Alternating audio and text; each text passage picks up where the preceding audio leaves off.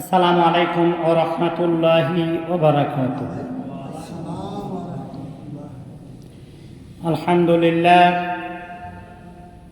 আলহামদুলিল্লাহ নাহমাদুহু ওয়া নাস্তাঈনুহু ওয়া নাস্তাগফিরুহু ওয়া নু'মিনু বিহি ওয়া নাতাওয়াক্কালু আলাইহি ওয়া নাউযু বিল্লাহি মিন শুরুরি আনফুসিনা ওয়া মিন সাইয়্যাতি আ'মালিনা। মান ইয়াহদিহিল্লাহু ফালা মুদিল্লা লাহু ওয়া মান ইউদ্লিলহু ফালা হাদিয়া লাহু। ونشهد أن لا إله إلا الله وحده لا شريك له ونشهد أن محمدا عبده ورسوله الذي أرسله بالحق بشيرا ونذيرا وداعيا إلى الله بإذنه وسراجا منيرا. فقد قال الله تعالى في كلامه المجيد الفرقان الحميد: كل نفس ذائقة الموت. وقال رسول الله صلى الله عليه وسلم: عش ما شئت فإنك ميت وهبط ما شئت فإنك مفارقه وعمل ما شئت فإنك تجزى به. أيضا قال رسول الله صلى الله عليه وسلم: التائب من الذنب كمن لا ذنب له. ما كان محمد أبا أحد من رجالكم ولكن رسول الله وخاتم النبيين وكان الله بكل شيء عليما. إن الله وملائكته يصلون على النبي يا أيها الذين آمنوا صلوا عليه وسلموا تسليما. اللهم صل على سيدنا محمد النبي الأمي وآله وسلم تسليما. সমস্ত তারিফ প্রশংসা আল্লাহ তাবারক ওয়া তাআলার জন্য, যে আল্লাহ জাল্লা জালালুহু আমাদেরকে এই পবিত্র জুম্মাবার দিনে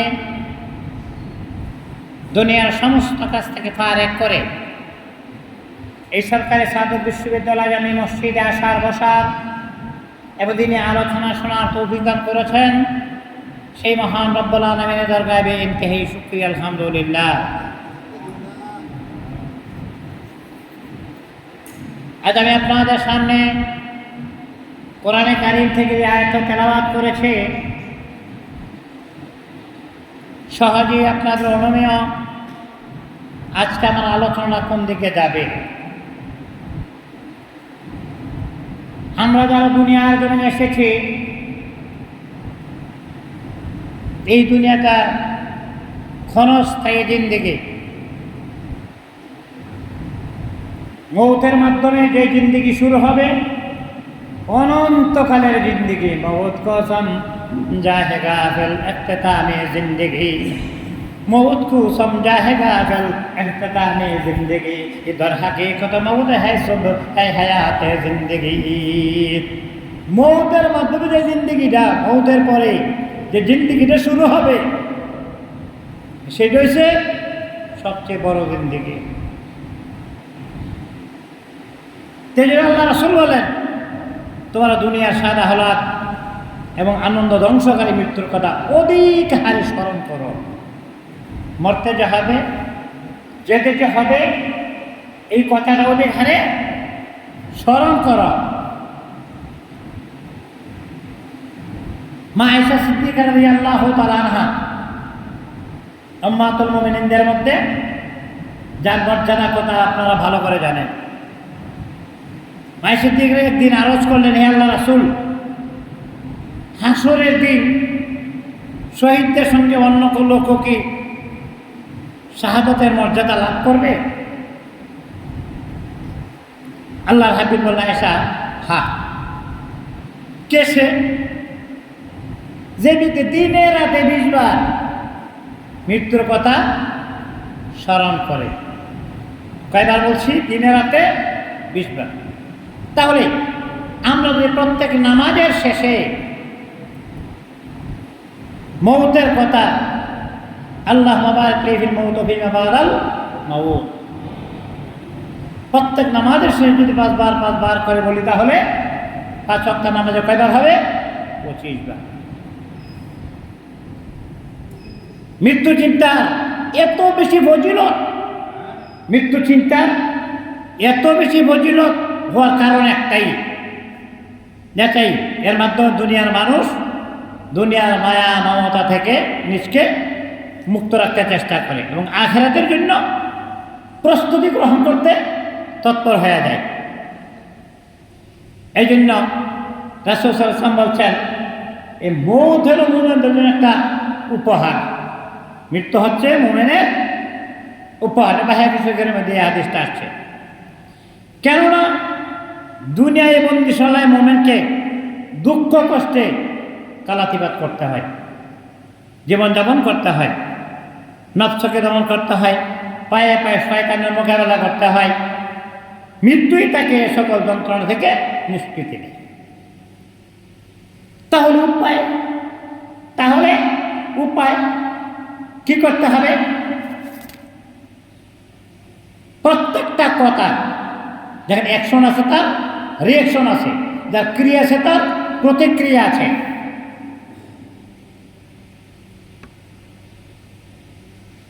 তাহলে আমরা চেষ্টা করব গুনাহ থেকে বেঁচে আল্লাহ তাবারক ওয়া তাআলার রহমতের দিকে দৌড়াতে চেষ্টা করব।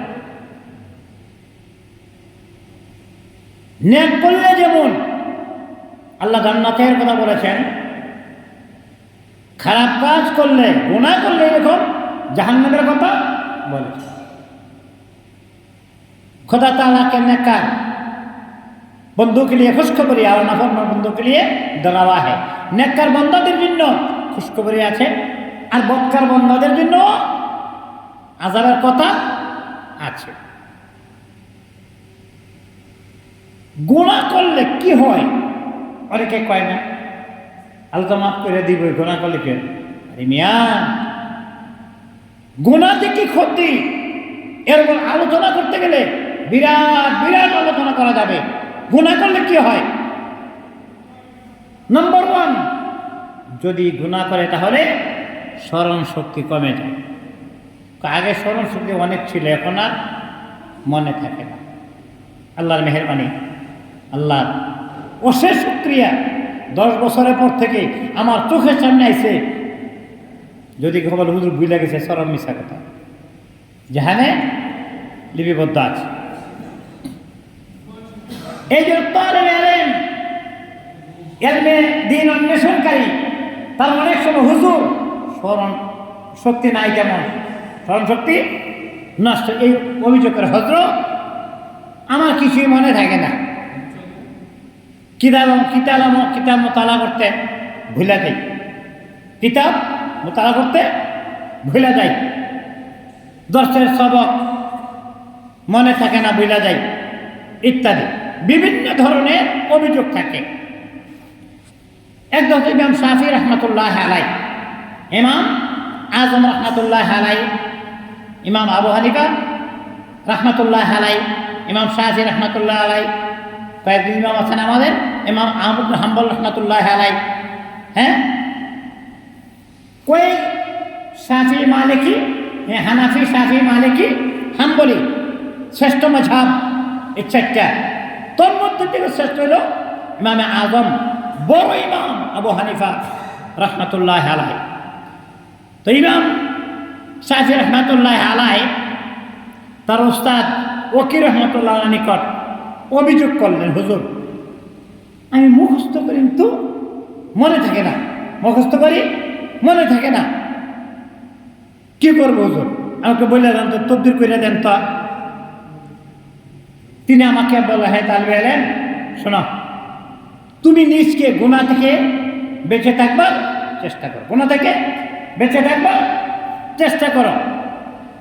কেননা এই যে এলেন, এটা আল্লাহর নূর, এলেন হলো আল্লাহর নূর, আর মহান আল্লাহ নূর কোনো গুনাহগারকে আল্লাহ দেয় না। আল্লাহ নূর আসে আল্লাহর তরফ থেকে, গুনাহগারদের জন্য নয়, এটা আল্লাহর ফরমাবর্তী নেককার বান্দাদের জন্য। অতএব গুনাহ থেকে নিজে বাঁচার চেষ্টা করো, তাহলে আর কোনোদিন ভুলবা না। এমন অভিযোগ অনেকিত করে, যার থেকে সবচেয়ে বেশি হাদিসের বর্ণনা হযরতে আবু হুরায়রা রাদিয়াল্লাহু তাআলা আনহু। তিনি বলেন, আল্লাহর হাবিব, আমার তো মুখস্থ থাকে না, খালি বুঝা যায়। আল্লাহর হাবিব বা তোমার রুমালটা ছড়াইয়ে ধরো তো। আল্লাহ হাবি রুমালে ফু দিলেন, হয়তো নাকে মুখে মুখে মালিশ করো। আবু হুরায়রা বলেন, আমি আর কোনোদিন কোনো কথা ভুলি নাই। যে সবচেয়ে বেশি হাদিসে বর্ণনাকারী সাহাবী হতে আবু হানিফা রাহমাতুল্লাহ আলাইহি। এই জন্য যেমন স্মরণ থাকে না, এর বিপরীতে, ঠিক এর বিপরীত, বেঁচে থাকার কারণে স্মরণ শক্তি বৃদ্ধি পায়। এবং যে সমস্ত হযরত স্মরণ শক্তি বৃদ্ধির জন্য কিছু আমল চাইলে কোরআনে কারীম ফুরকানে হামিদের অনেক আমল আছে। যেমন সুবহানাকা লা ইলমা লানা ইল্লা মা আল্লামতানা ইন্নাকা আনতাল আলিমুল হাকিম। যেমন আর রহমান আল্লামাল কোরআন খলাকাল ইনসানা আল্লামাহুল বায়ান। যেমন সূরা আলাকের প্রথম পাঁচটায় ইকরা বিসমি রাব্বিকাল্লাযী খলাক খলাকাল ইনসানা আলাক ইকরা ওয়া রাব্বুকাল আকরামুল্লাযী আল্লামা বিল কলম আল্লামাল ইনসানা মা লাম ইয়ালাম। আমি এইগুলির একটা নুসখা তৈরি করেছি। কোন কোন আয়াতে কোন কোন আয়াতগুলি পড়লে, আমল করলে স্মরণ শক্তি বৃদ্ধি পাবে, তার একটা নুসখাই আমি বানিয়েছি। যেমন রব্বি ইশরাহ লি সাদরি ওয়া ইয়াসসির লি আমরি ওয়াহলুল উকদাতাম মিন লিসানি ইয়াফকাহু কাওলি। এরকম এইগুলি পড়লে স্মরণ শক্তি এর প্রখরতা লাভ করবে। 2, গুনাহের 1 নম্বর ক্ষতি গেল, স্মরণ শক্তি কমে যায়। 2, গুনাহের কারণে শারীরিক দুর্বলতা দেখা দেয়। গুনাহের কারণে শারীরিক দুর্বলতা দেখা দেয়, যার ফলে সুস্থতার যে নিয়ামত, আমি এই দোয়াটা সবসময় করি, আল্লাহ সুস্থতা সবচেয়ে বড় নিয়ামত। স্বাস্থ্য যদি ভালো না থাকে কিভাবে তোমার নিয়ামতের শুকরিয়া আদায় করব?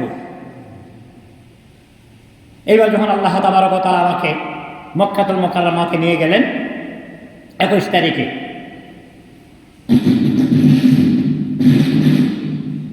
যে আমি প্রথম খানায় কাবা তওয়াফ করার মতো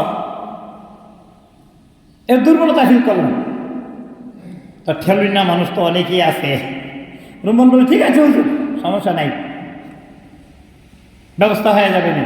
তা আমাকে পুরো উমরা কাজটা করানো হলো ঠেল্লা ধাক্কাইয়া ট্রলির মাধ্যমে।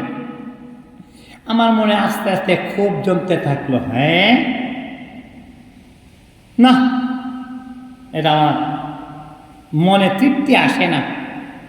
এরপরে যতবারই তওয়াফ করেছি, এই সফরে কিন্তু আরো তওয়াফ করেছি, কিন্তু সাফা মারো দৌড়দৌড়ি করেছি, কোনো টয়লেটে লাগে। তায়েফ যাওয়ার প্রাক্কালে জাবালে রহমতে 1 কিলোমিটার দূরে গাড়ি ছিল, ওইখান থেকে হেঁটে গেছি জাবালে রহমতের কাছে। পাহাড়ের চূড়ায় উঠেছি, যেখানে লোকজন উঠে দোয়া করে, খানায় কাবা যে গড়িটা আবার দেখা যায়। হাতটা উঠেতে মনে চায় কেবলা দিকে করে এই পাতা পেয়ে পেয়ে উঠেছি জাবালুর রহমতে। আল্লাহ সুস্থতা দান করেছেন। সব সুস্থতা সবচেয়ে বড় নিয়ামত। আমি অংশ বল, আল্লাহ সুস্থতা সবচেয়ে বড় নিয়ামত। স্বাস্থ্য যদি ভালো না থাকে তাহলে কীভাবে তোমার নিয়ামতের শুকরিয়া আদায় করবো গো? অর্থাৎ সুস্থতার নিয়ামত থেকে সে বঞ্চিত হয়ে যায়। এই জন্য আমি এক সময় বলি যে আমি খুব দুর্বল হয়ে পড়েছি, চোখে ভালো দেখি না, বিভিন্ন সমস্যা, খাইতে পারি না, বজ্রজম হয়, বেশিক্ষণ নজর রাখতে পারি না। এরকমভাবে তাহলে তার উচিত নিজকে সঠিক পথে পরিচালনা করা, অর্থাৎ গুনাহের কাছ থেকে বিরত থেকে আল্লাহ তাবারক ওয়া তাআলা সিরাতে মুস্তাকিমের দিকে নিজকে ধাবিত হওয়া। 3 নম্বর ক্ষতি হইল গুনাহের অনিষ্টতা নিজের দিকেই ফিরে আসে। রেজাল্টটা নিজের দিকেই। নবী সাল্লাল্লাহু আলাইহি ওয়াসাল্লাম বলছেন, যদি তোমরা অন্যের স্ত্রীর সাথে পরহেজগারি অবলম্বন করো তাহলে আল্লাহ তাবারক ওয়া তাআলা তোমাদের স্ত্রীর সাথে পরহেজগারি गैरों को जो धोखा देगा खुद भी धोखा खाएगा। जैसा करने वैसा भरने, जैसा करने वैसा भरने, आज की यार कल पाएगा। गैरों को जो धोखा देगा खुद भी धोखा खाएगा। गैरों को जो धोखा देगा खुद भी धोखा खाएगा। যে অন্যকে ধোঁকা দেবে, সে ধোঁকার তলে পড়ে যাবে। হয়তো আলী কারামুল্লাহ অজহাহু, যার সঙ্গে আল্লাহ রাসূল বলছেন আনা মদিনাতুল ইলমি ওয়া আলিউন বাবুহা, আমি ইলমের শহর, আলী তার দরওয়াজা। কারণ যদি আমি একটা আঙ্গুল ইঙ্গিত করি তাহলে তিনটা আমার দিকে ফিরে আছে, খেয়াল রাখতে হবে। 4, গুনাহের কারণে মুনাজাত যে করি, দোয়া যে আমরা করি, সে স্বাদ চলে যায়, মুনাজাতে স্বাদ চলে যায়। আল্লাহ তাবারক ওয়া তাআলার নাম জপার মধ্যে কি স্বাদ নাই? নামাজ পড়ার মধ্যে কি স্বাদ নাই? ইবাদতের মধ্যে কি স্বাদ নাই? যদি স্বাদ নাই থাকবে তাহলে এক পায়ের উপর দাঁড়িয়ে 15 পারা, আরেক পায়ের উপর দাঁড়িয়ে 15 পারা, 30 পারা কোরআনে কারিমে পড়েছেন আল্লাহর মহব্বতের বান্দারা। এরকম কি করেছেন? আল্লাহর হাবিব নামাজ পড়তেছেন, যেন কেউ সাহাবী যে রাসূলের পিছনে নামাজ চারটেখানি কথা দাঁড়াই গেছে, দাঁড়াইছে ঠিক আছে, কিন্তু আল্লাহর হাবিব পুনে 8 পারা কোরআন শরীফ তেলাওয়াত, অত দাঁড়াই থাকা কষ্ট। মদিনাতুল মুনাওয়ারাতে, মক্কাতুল মুকাররমাতে এই যে তারাবি নামাজ পড়েছি, সুবহানাল্লাহ, মনে হয় যে নাজিল হইতেছে, আয়াত নাজিল, কখন 2 ঘন্টা 2.5 ঘন্টা সময় চলে গেছে জানি না। আবার 12:30 থেকে 2:30 পর্যন্ত কোন সময় 2 ঘন্টা 2.5 ঘন্টা চলে গেছে মনেই হয় না। ওই যে দেন, ওই যে পড়তেছে যে দেন, অর্থাৎ আল্লাহর নামটি কত মধুর। এক সময় জোয়ান কালে এই শেরগুলি বেশি বেশি বলতাম, আল্লাহর নামটি কত মধুর, হৃদয় উঠে ভরিয়া, আর জপতে পারলে খাঁটি মনে পড়বে গুনাহ ঝরিয়া, জপতে পারলে খাঁটি মনে পড়বে গুনাহ ঝরিয়া। আল্লাহর নামটি কত মধুর, কত মজা, দুধ চিনি কলা যত না মজা, আল্লাহ ওয়ালাদের কাছে আল্লাহর নামটা এর বেশি মজা। अल्लाह अल्लाह क्या मुबारक नाम है, अल्लाह अल्लाह क्या मुबारक नाम है, अल्लाह अल्लाह आशिकों का काम है, अल्लाह अल्लाह आशिकों का काम है। আল্লাহর নামটা খুব মজা, দুধ কলা চিনি যত না মজা, আল্লাহ ওয়ালাদের কাছে আল্লাহর নামটা এর বেশি মজা, যার কারণে ঘন্টার পর ঘন্টা দাঁড়াইয়া নামাজ, জিকির বা ইবাদত করতে পারে। অর্থাৎ এর মধ্যে একটা স্বাদ। মুনাজাতের মধ্যে এরকম ভাবে সব সময় মুনাজাত যায় না, কখন যায় এটা বোঝা যায়। মুনাজাত কখন যায় সেটা বোঝা যায়, সব সময় দোয়া কবুল হয় না। হ্যাঁ, তো গুনাহের কারণে অন্তর থেকেই মুনাজাতের স্বাদটা চলে যায়। বনি ইসরাইল একজন আলেম ছিল, একবার তার দ্বারা কোনো গুনাহের কাজ হয়ে যায়, দোয়ায় সে বলছিল, হে আল্লাহ, আমি তোমার নাফরমানি করছি, কিন্তু তুমি তারপরেও তোমার নিয়ামতে আমাকে ডুবিয়ে রেখেছ, এটা তোমার অনেক বড় অনুগ্রহ। আল্লাহ তাবারক ওয়া তাআলা তার অন্তরে একথা জাগিয়ে দিলেন, হ্যাঁ আমি ভুল করেছি, গুনাহ করেছি। গুনাহ করা বান্দার স্বভাব, মাফ করা আল্লাহর স্বভাব। যদি গুনাহ করতে থাকলে, যাদের তাহাজ্জুদ করার অভ্যাস আছে, রাত্রি জাগরণের অভ্যাস আছে, তাহাজ্জুদের অভ্যাসটা ছুটে যায়। এক ব্যক্তি দোয়ার মধ্যে খুব কাঁদছিল, অন্য আরেক ব্যক্তি তা দেখে ধারণা করলো যে লোক দেখানোর জন্য হয়তো সে কাঁদতেছে। এই খারাপ ধারণার কারণে তার 6 মাস তাহাজ্জুদের নামাজ ছুটে গেল। ধারণা, এই যে অন্যের প্রতি খারাপ ধারণা, এই যে খারাপ। শুধু তাই না, অনেক সময় তাকবীরে উলার সহিত নামাজ পড়া, যদি কেউ কোনো অভ্যস্ত হয়ে থাকে পড়ে, তাহলে তাকবীরে উলা শুরু থেকে জামাতে শামিল হওয়া, এই বরকত ছুটে যায়। তা আমাদের থেকে কত সুন্নত ছুটে যায়। মান তামাসসাক সুন্নতি কো ইয়াদ কর, মান তামাসসাক সুন্নতি কো ইয়াদ কর, আজর এসো শহীদু হাসিল তো কর, আজর এসো শহীদু হাসিল তো কর। মান তামাসসাক বিসুন্নতি ইনদা ফাসাদ উম্মতি ফালাহু আজরু মিয়াতি শাহীদ। একটা সুন্নতের দাম করে 100 শহীদের সমান সব একটা সুন্নতের, এই সুন্নতের বরকত নষ্ট হয়ে যায়। গুনাহের কারণে মনের অনুশোচনা দূর হয়ে যায়। আচ্ছা না, গুনাহ করছি, ভুল করছি, আল্লাহ আমি আর করবো না, এ জীবনে আর গুনাহ করব না। শোনা, আমার মোহনপীর সাহেব কেবলা, আমার শ্বশুরের পীর, আমারও পীর,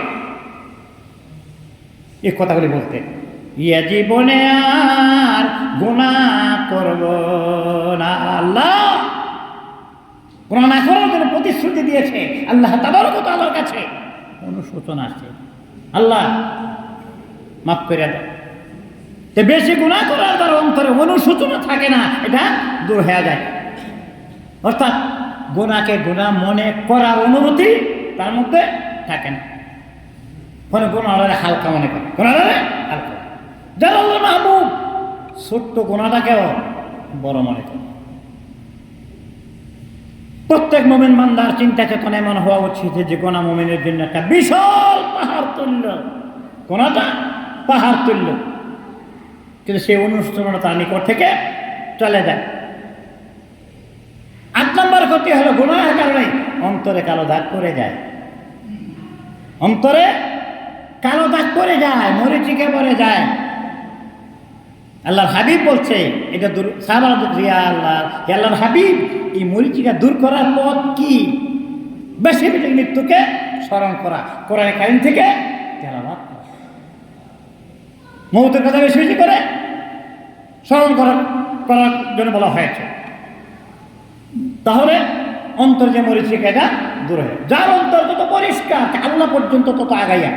যার অন্তর, যার দিল যত পরিষ্কার, আল্লাহ পর্যন্ত তত আগাইয়া। আর সে অন্তর হইল শরীয়ত তরিকত মারিকত, শরীয়ত তরিকত হাকিকত মারিফতের বীজ বপন করবার জমি। দিল জোখা, যে দিলের মধ্যে আল্লাহর জিকির নাই, সেই দিল শয়তানের বাসা। দিল জোখা লিয়া হক সে আই জওয়ান, দিল জোখা লিয়া হক সে আই জওয়ান, খানা এ শয়তান হে ও দিল বেগওয়ান, খানা এ শয়তান হে ও দিল বেগওয়ান। গুনাহের ৯ নম্বর ক্ষতি হইল তার গুনাহের কারণে এই এলেম অনুমতে আমল করবার তৌফিক হয় না, আমল করবার নসিব হয় না। আর ১০ নম্বর ক্ষতি হইল বক্তা যে বক্তৃতা করতে যায়, এলেম আছে, আমল নাই, তার বক্তৃতা আসর হয়। ১১ নম্বরের যে গুনাহ করবে তার মধ্যে পেরেশানি এরকম ভাবে চলে আসবে, পেরেশানি আর দূর হবে না। পেরেশানিতে ভুগতে হবে, পেরেশানি তার নিকটে, পেরেশানি আর পেরেশানি। এবং এই পাপের কারণে দুনিয়াতে কি নেমে এসে? বিপর্যয় নেমে আসে। আজকে অতিবৃষ্টি, অনাবৃষ্টি, টর্নেডো, জলোচ্ছ্বাস, মহামারী আমাদের হাতের কামাই। যেই আল্লাহ বলছে, যাহরাল ফাসাদু ফিল বাররি ওয়াল বাহরি বিমা কাসাবাত আইদিন নাস, এগুলো আমাদের হাতের কামাই।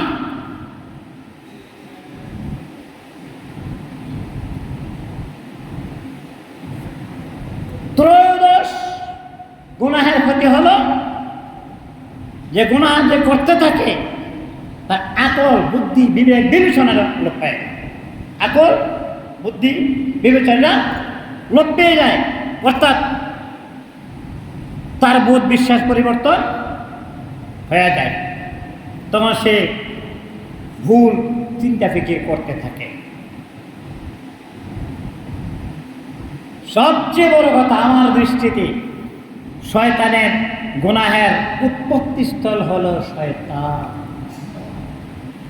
গুনাহের উৎপত্তিস্থল হলো ভূমিকম্প হয়। উৎপত্তিস্থল কোথায়? এরকম অনেক সময় জানা যায়, কোনো ভুটানে, কোনো নেপালে।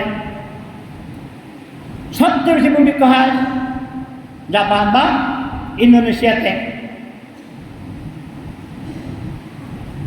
তো গুনাহের কারণে গুনাহের উৎপত্তিস্থল হলো শয়তান।